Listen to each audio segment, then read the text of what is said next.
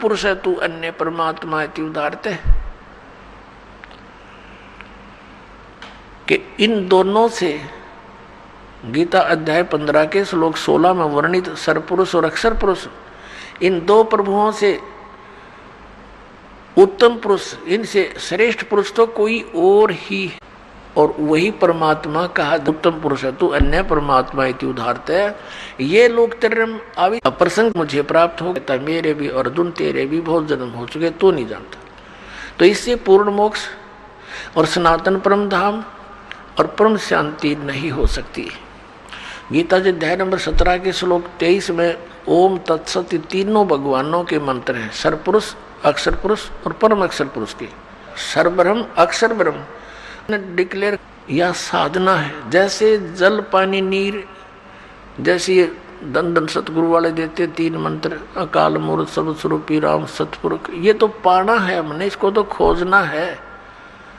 जैसे जल पानी नीर करता रहे, पानी का पता है पृथ्वी में जल है, वो मिले कैसे, उसके वो साधन खरीदने पड़ेंगे, लाने पड़ेंगे। नाम काल के 500 उनका जाप करते हैं, जिस कारण से इनका मुखिया भी भूत की योनि प्राप्त किए हुए हैं और अपनी से सैबुकी में बढ़कर प्रवेश करके हुक्का पीवे और चूरमा खावे, रोटी खावे। अब खा यहीं पर खा धक्के, क्योंकि संत मिले नहीं और पिछली पुण्यकर्मी प्राणी थे ये महात्मा, आगे चार्जर ठीक मिला नहीं, सतभक्ति मिली नहीं, पिछली बैटरी डिस्चार्ज होगी, पुनक्षीण हो गए, भूता बनना था। फिर करोड़ों लोगों को गुमराह करने का दोष सिर पर रख ले गया, वो तो दुर्गति इसकी न्यारी होगी।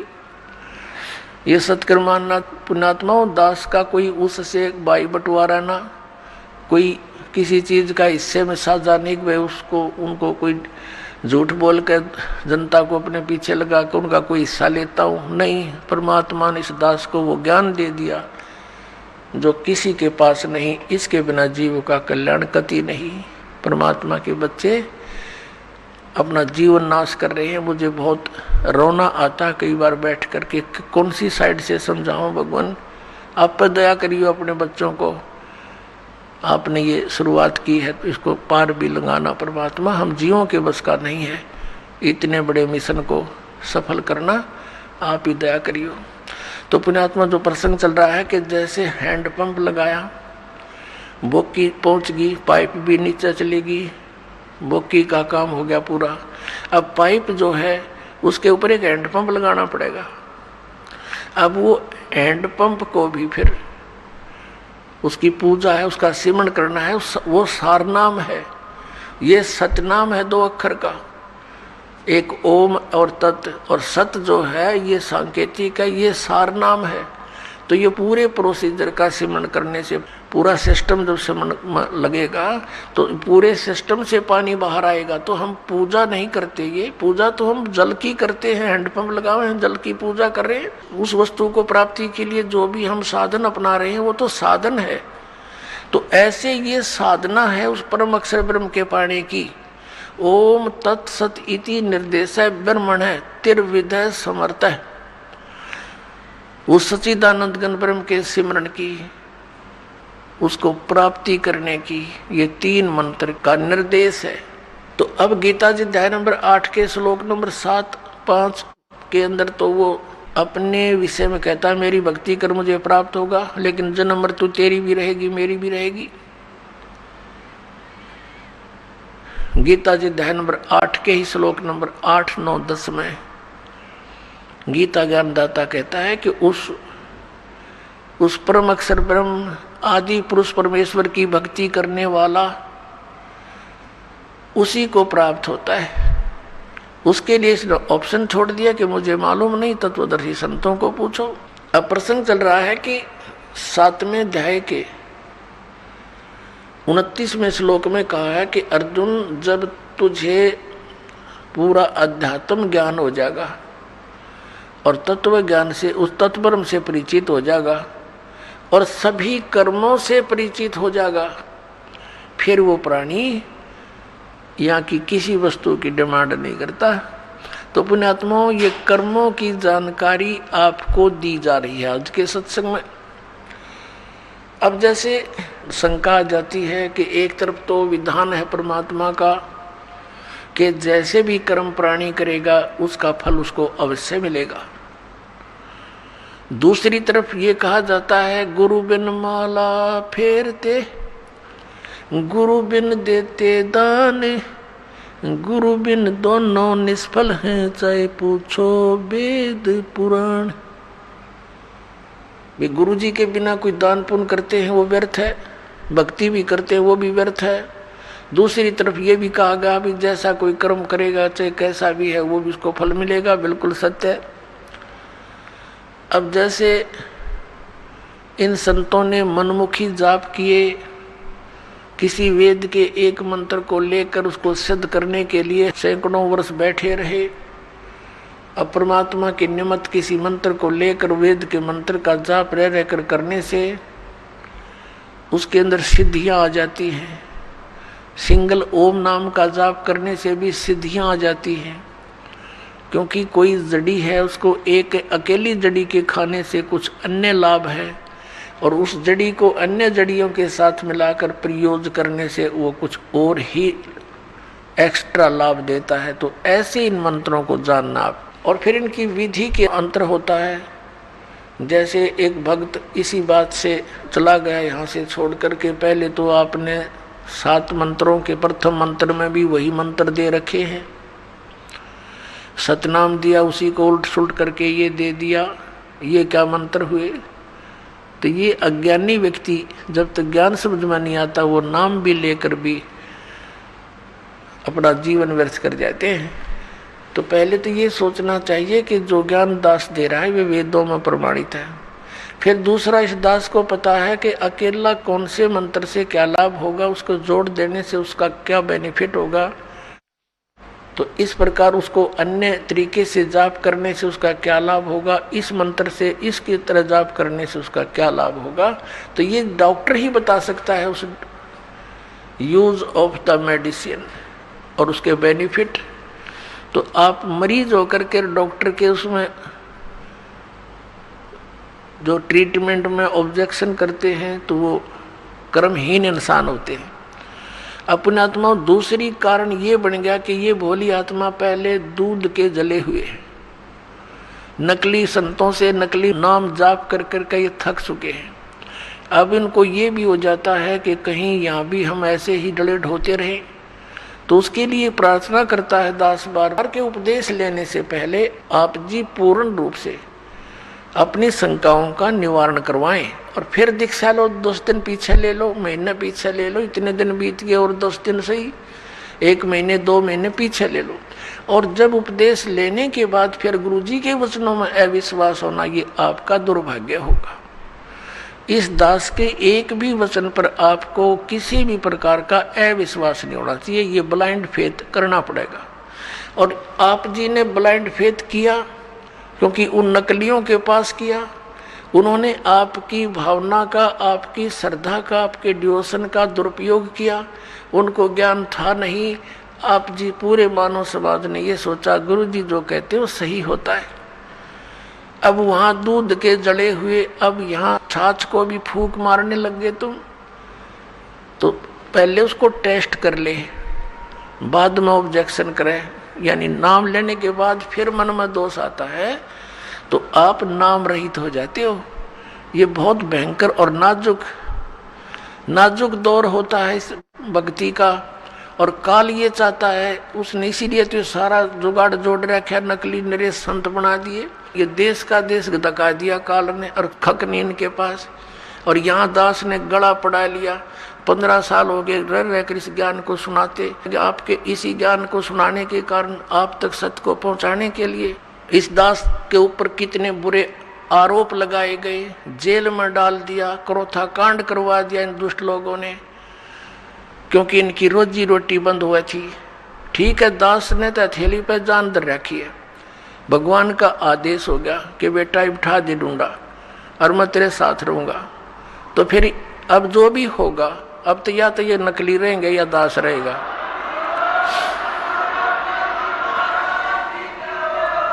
अज्ञान तो पहले था ही था, अब ये ज्ञान रहेगा। एक का रहेगा दूसरा नहीं रहेगा संसार में। आप देख लेना, कुछ ही दिनों की बात है। बुद्धिमान समाज है, अभी तक तो बैठे बेचारे भोले भाले आंख नीचे, और जब इनको ज्ञान होगा कौन मरेगा वहां, अपना फांसी कौन लगवाएगा, तुरंत भाग आएंगे वहां से कि रिश्तेदारी टूटे तो टूटो 100 बार। तो कहने का भाव ये है कि जो उद्देश्य लेकर हम आए उसको पूरा करना पड़ेगा। तो प्रसंग जो चल रहा है कि वहां तो लाखों लोग करोड़ों की संख्या में इकट्ठे हो गए चंद दिनों में, और यहाँ देख रहे कितना संघर्ष कर रहा है ये दास, और कितने जिन बच्चों को पुण्यात्माओं को ज्ञान हुआ वे भी अपने बहन भाइयों को, रिश्तेदारों को, दूर देश वालों को और संदेश देना चाहते हैं। हमारे साथ कितना ये अत्याचार किया जा रहा है।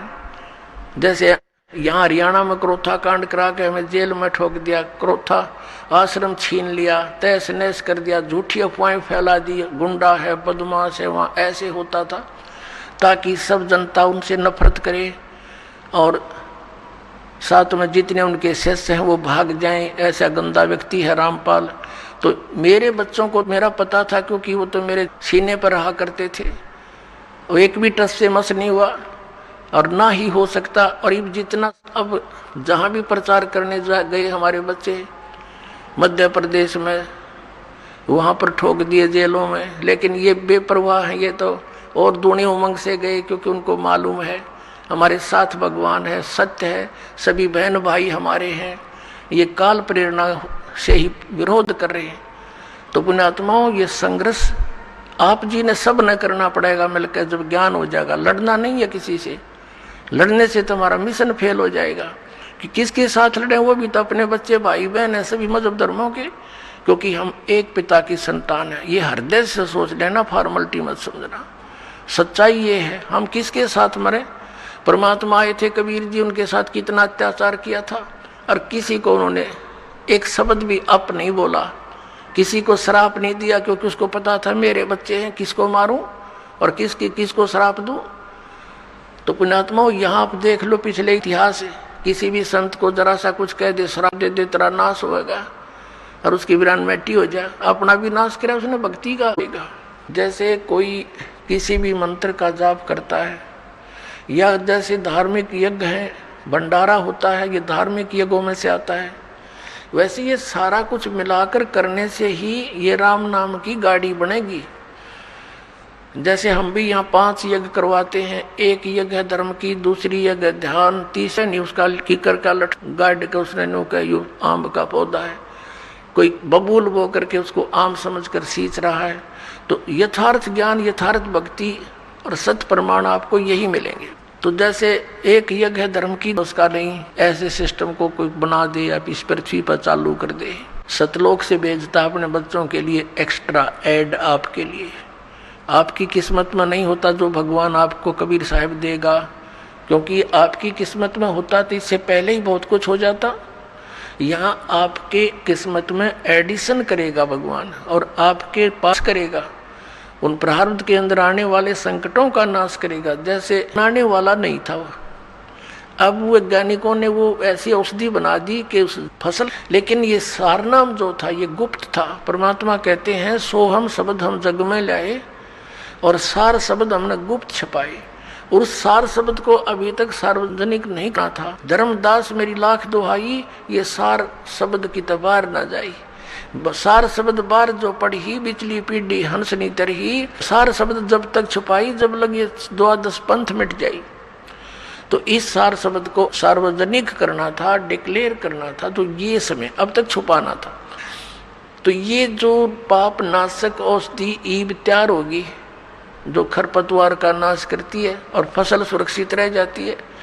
तो इस प्रकार यहाँ जो भंडारे होते हैं, ये भंडारा है, ये धर्म यज्ञ है। दूसरी यज्ञ ध्यान की, या ऐसा ज्ञान सुनाया जाता है, उस परम पिता का चिंतन यानी ध्यान होता है, मेडिटेशन होता है। मेडिटेशन ये हठ योग नहीं है, 2.5 घंटे बैठ सुबह 2.5 घंटे शाम। इससे पहले हजारों वर्ष डड़े ढोके चले गए वो ऋषि जी। एक भगत कह रहा था, बोला वो ऋषि कुण से एडी में ध्यान लगाया करते जो 1000 वर्ष धक्के खा गए, वह भी त्रिकुटी में लाया करते। तुमने ना सोचो थारे परम धनी लाई त्रिकुटी ने ढूंढ गए, या तो इन गा के गिर रखिए त्रिकुटी, इस आगे किससे ना पता। और 69 कोटि का भी ना पता कहाँ पर है। तो ये ध्यान जो है ये क्या है, एक टेंशन टाइप होना चाहिए हमारा, टेंशन जिसका हो जाती है। जैसे किसी को किसी भी कारण से टेंशन होगी तो उसकी रह रहकर माइंड की सुई वहीं जाएगी, बात भी कर रहा है, थोड़ी देर के बाद फिर वहीं किसी से बतलाता है, 2 मिनट के बाद फिर वहीं ध्यान पहुंच जाता है। तो ये है हमारा मेडिटेशन, ये है सहज समाधि। जो पति वर्ता पति से राती आन पुरुष नहीं भावे, बसे पीहर में सुरत प्रीतम में ऐसे ध्यान लगावे। जैसे बेटी अपने घर आ जाती है, वो रहती अपने पिता के घर पर है लेकिन उसका ध्यान पति में रहता है, वहाँ हम परमात्मा के यहाँ गुणों से ज्ञान यज्ञ से ऐसा प्रेरित कर देंगे कि आपका ध्यान उस सचखंड के अंदर रहने लग जाएगा। क्योंकि जैसे लड़की अपने पिता के घर पर रहती है, सारा काम करती है, लेकिन उसकी अंतिम इच्छा होती है पति आवर चलो अपना काम संभालूंगी, वहाँ से ऐसे बहुत सा कार्य है। तो ये हमारा मेडिटेशन ये है, ये सहज समाधि कहलाती है। और फिर क्या बताया, जैसे आप कई दिन पहले यहाँ आने के लिए, क्योंकि घर में 2 सदस्य नाम ले रहे हैं, 4 नहीं ले रखा तो वो रोज ले रहेंगे, तो उसके लिए भी आपको सेटिंग करते हो पहले से, कोई अच्छी तरह घना काम करते हो, 100 काम सेट करते हो, कहीं ये ट्या ना करें, तो वो भी जानना है भगवान का यहाँ आने के लिए। तो इस प्रकार दूसरी यज्ञ ध्यान और तीसरी यज्ञ हवन की, यहाँ पर जोत जलाई जाती है उस देसी घी की, गाय और भैंस के घी की। अब वेदों के अंदर कहीं भी यो बटवाड़ के हवन करण का निर्देश नहीं है, ज्योति यज्ञ बोला है, ज्योति यज्ञ। एक ज्योति से यज्ञ होता है, हवन होता है, ज्योति हवन। ज्योति यज्ञ हवन कहलाता है। एक जोत लगाई जाती है रुई की, पतली सी जोत में, उसमें घी डालते रहो। 100 ग्राम 200 ग्राम रुई में आप चाहे 100 क्विंटल घी को हवन कर दो, और 100 क्विंटल घी को हवन करने के लिए लकड़ी तक कम से कम भी 10 क्विंटल फूकनी पड़ेंगी। तो उस लकड़ियों के जलने से कार्बन डाइऑक्साइड एक्स्ट्रा और आने ही करेगा। और 100 ग्राम 200 ग्राम रुई में 100 क्विंटल घी को हवन कर दो, उसमें डालते रहोगी। जैसा भी उनको ज्ञान था ज्योति लाते थे, करवा दी। बताइए फिर लाभ कैसे होगा? इनको हम तो अंदर जोत जलावाएंगे, उस शिवदयाल का जलगी जोत, बुक्की में बैठा भूत बना, इन बाकी क्या गौर जल जाएगी थोड़े दिन में। धर्म छुटवा दिया। अब पुनः इस दास के ऊपर इतना वजन आ गया कि उस बिगड़े हुए सारे सिस्टम को फिर सेट करवाना, और किसी को कोई विरोध का सामना करना पड़ रहा है। मुझे कुछ भी कहो, अब जैसे अब के 400 पाठ चल रहे हैं, तो 404 क्विंटल घी का हवन होगा, बल्कि 4.5 क्विंटल का, कि मैं अन्य जोत अलग से होती है उनका। और पर 10वें दिन ऐसे ही 4-5 क्विंटल घी का या परमात्मा का हवन होता है। तो ये विधिवत काल ने अभिमान ठोक दिया। अभिमान के पास भगवान नहीं आ सकता, परमात्मा का भी नहीं मिल सकते। तो इसको हमने अहंकार को खत्म करना पड़ेगा। इस माटी का हम कितना अभिमान, बड़ी पोस्ट मिल गई, आंडी पाक जाए अंदर और माखी लकड़े और बड़े, हटा नहीं सकता उनको। तो इस मिट्टी का अभिमान ये काल का इंजेक्शन है, ये बेमतलब का, इसको भी हमने सेट करना है। इस मिट्टी को मिट्टी जानकर, इस मिट्टी से भगवान पाने के लिए, इसे सोना उगाने के लिए वो क्रियाएं आपने सारी करनी पड़ेंगी जो दास बतावेगा। क्योंकि दास डॉक्टर है, आप रोगी हो जन्म मरण के रोग के, और दास की प्रत्येक आपने परहेज यानी वो भी रखना पड़ेगा, पथ्य भी, और फिर देखना कैसा रंग लगता है। और 5वीं यज्ञ है ये ज्ञान की। अब ये ज्ञान सुनाया जाता जो आज तक सुना ना देखा। ये सत्यनारायण कथा सुनाई जाती है, उस अविनाशी परमात्मा की कथा। पहले हम श्री विष्णु जी को नारायण मानकर कथा सुना करते थे, ये तो नासवान है, ये सत्यनारायण कहाँ से हो गया? सत्यनारायण माने सत्य साहेब यानी सच्चा भगवान, नारायण माने जल पर निवास करने वाला, आकर ठहरने वाला, के वन के अंदर के वो भी लाभ उनको होते हैं जो एक, जैसे किसी ने किसी व्यक्ति के कहने से या देखम देखा दी, कोई धर्मशाला बनवा दी, कोई कुआं बनवा दिया। अब परमात्मा कहते हैं जैसे धर्मशाला है, कुएं हैं, कुत्तों को रोटी डालना, पक्षियों को रोटी डालना, ये बहुत अच्छी बात है। यह तो उपदेशी को भी चाहिए, अगर ऐसा वो कर सकता है तो कर सकता है। लेकिन मंदिर वगैरह में कहीं दान नहीं देना, मंदिर वगैरह नहीं हमने बनाने, क्योंकि हमने अपने मन मंदिर में पूजा करनी है उस परम पिता परमात्मा की, या अन्य किसी गुरुद्वारे में, मस्जिद में, चर्च के बनाने में हमें कोई सहयोग नहीं देना, क्योंकि हमने उन्हीं क्रियाओं पर अपना पैसा लगाना है जिससे हमें प्रभु मिले। और जो आदेश दास का हो, वो आदेश दास का क्या होगा, जो परमात्मा का विधान होगा उसी तरह करना है। और हमारे लिए कोई मंदिर, मस्जिद, गुरुद्वारे ये अनादरणीय नहीं है, लेकिन उनमें केवल वो महान आत्माओं की, महापुरुषों की मूर्तियां रखी हैं। उन मूर्तियों से, या वहाँ जैसे गुरु ग्रंथ साहिब रखा है, गुरु ग्रंथ साहिब में लिखे वर्णन के आधार से हमने क्रियाएं करने से मोक्ष होगा। केवल किसी गुरुद्वारे के अंदर और गुरु ग्रंथ साहिब को रखकर ही उसका आदर सत्कार करते रहने मात्र से नहीं, आदर सत्कार तो सबका करना। जैसे मूर्ति है, एक सेब की मूर्ति है, सेब की मूर्ति तो प्रेरणा करती है कि ये सेब है, इतना बढ़िया होता है, इसके खाने से क्या लाभ होता है। लेकिन वो पत्थर की मूर्ति सेब वाला काम नहीं करती। वह मूर्ति जरूर है उस पत्थर, उसकी वो अनादरणीय नहीं है, लेकिन वो मूर्ति सेब वाला काम नहीं कर सकती। जिन भगवानों की तुम मूर्ति बनाए रखे बैठे हो, वो मूर्ति वो काम नहीं कर सकती जो भगवान करेंगे। और उन भगवानों से लाभ लेने के लिए उनकी प्राप्ति के मंत्र भी इस दास के पास है, जो सबसे पहले वही दिए जाते हैं, जिससे वो आपको कुछ लाभ दे सकेंगे। तो इस कारण से उन मंदिर, मस्जिद, गुरुद्वारों में परमात्मा की खोज में नहीं जाना, ये मनाही है। अब क्या आ गया, प्रश्न आता है कि जैसे ये भी धर्म करते हैं, गुरु बना नहीं रखे, और बना रखे तो नकली बना रखे हैं, उनसे कोई लाभ नहीं होगा। और फिर उनसे भी लाभ होता है, कैसे? और फिर ये भी कहते हैं कि जैसे कर्म करोगे फल तो मिलेगा ही मिलेगा, अवश्य मिलेगा। जैसे आप देखते हो, एक कुत्ता बैठा है गाड़ी में, एक कुत्ता गाड़ी में बैठा है, मनुष्य उसका ड्राइवर है, और वो बैठा पछली सीट पे, और खिड़की में गए मुंह काट के देख रहा है सैर सपट्टे से। ना वेटरनरी सर्जन उसकी जांच करने आता है, डॉक्टर, और सुंदर शोधित उसको जल और शोधित उसको आहार मिलता है, और उसका रहता कोठी में, और ड्राइवर उसका मनुष्य है आज के दिन।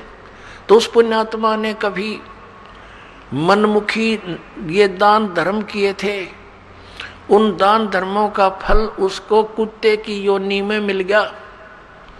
यदि वो मर्यादावत करता, परम संत की शरण लेकर करता, किसी कारण से मोक्ष प्राप्ति ना होती, यहाँ भी रह अपना कुत्ते की योनि में खत्म किया। फिर सर, संत रामपाल जी महाराज से नाम दीक्षा कब लिया आपने? 4 अगस्त 2009 को। सर, जब आपने संत रामपाल जी महाराज से नाम दीक्षा ली, उससे पहले आप क्या भक्ति साधना करते थे? उससे पहले मैं शेरावाली का, भगवती जी का सुबह शाम प्रार्थना करते थे, पूजा पाठ करते थे, उससे कोई खास लाभ नहीं हुआ। तो फिर सर संत रामपाल जी महाराज की शरण में कैसे आए? उससे पहले सर मैं धन धन सतगुरु के शरण में गया था। 1 अगस्त 2004 को नाम लिए थे, 3 साल वहाँ भक्ति किए। फिर वहाँ से जो है ना, एक माता जी से नाम लिए, उन्हीं के साथ मैं कालिका मंदिर दिल्ली में पूजा करने के लिए गया था। लाइन में लगे हुए थे, तो एक भक्त चिल्ला चिल्ला करके भक्ति सौदागर का संदेश पुस्तक बेच रहे थे। वो कह रहे थे ब्रह्मा विष्णु के माता पिता कौन है, शंकर के दादा कौन है। मैं दौड़ करके जो है ना लाइन छोड़ करके आया, ब्रह्मा विष्णु के माता पिता। 10 रुपये में ये भक्ति सौदागर का संदेश लिए। फिर घर पे आए, 1 साल तक उस किताब को पढ़ते पढ़ते, एक बार फ़ोन किए नहीं गए, दूसरी बार फ़ोन करके बस पकड़ करके छोटी आश्रम दौलतपुर रोड पे जो है बरवाला में, वह आश्रम में गए और संत रामपाल जी महाराज से, सदगुरुदेव जी से उपदेश लिया। सर, संत रामपाल जी महाराज से नाम दीक्षा लेने के बाद आपको क्या लाभ मिला? सर, संत रामपाल जी महाराज से नाम लेने के बाद इतनी मुझे फायदा हुआ, इतना लाभ हुआ कि उसका क्या वर्णन करूं। अगर परमात्मा सदृश सतगुरुदेव के शरण में नहीं जाते तो ये भगत आज इस दुनिया में नहीं रहता। मुझको कई बार आत्महत्या करने का विचार आया, लेकिन परमात्मा के शरण में आने के बाद से, ये भक्ति सुमरन करने से धीरे धीरे मेरी जो आर्थिक स्थिति थी, पारिवारिक स्थिति थी, सभी में सुधार हुआ। और अभी परमात्मा की कृपा से आत्म कल्याण भी हो रहा है और आर्थिक, मानसिक, पारिवारिक कोई भी परेशानी इनसे भगत को नहीं है। सर, भगत समाज को क्या संदेश देना चाहते हैं? वाला इस धरती पर आए हुए हैं, अभी अपना उपदेश लेकर के, दीक्षा लेकर के आत्म कल्याण करवा लें और काल के जाल से छूट करके सतलोक, हम लोग शाश्वत स्थान चले जाएं। सर, सतलोक आश्रम बरवाला अभी बंद है, संत रामपाल जी महाराज जेल में है। आपका संत रामपाल जी महाराज में कैसा भाव है? संत रामपाल जी भाव में इतना अटूट विश्वास है, मेरे साथ ऐसा चमत्कार हो चुका है कि ये विश्वास कभी भी नहीं डिग सकता। वो पूर्ण परमात्मा है और रहेंगे। और सभी भक्तों से मेरा हाथ जोड़कर विनती है कि इस गुरु बदलना पाप है, क्या कहना चाहेंगे? मैं इस बात को नहीं मानूंगा, क्योंकि परमात्मा हमको ज्ञान दे चुके हैं कि एक डॉक्टर से अगर बीमारी नहीं ठीक होती है, तो रामपाल जी महाराज परमात्मा आदेश दे चुके हैं। जगह जगह जो है नामदान स्थल खुला हुआ है और हमारे टीवी चैनल पे उनका प्रोग्राम आता है और उस पे फोन नंबर लिखा रहता है। उस फोन से बात करें और विशेष जानकारी प्राप्त करें उससे और अपना आत्म कल्याण करवाएं।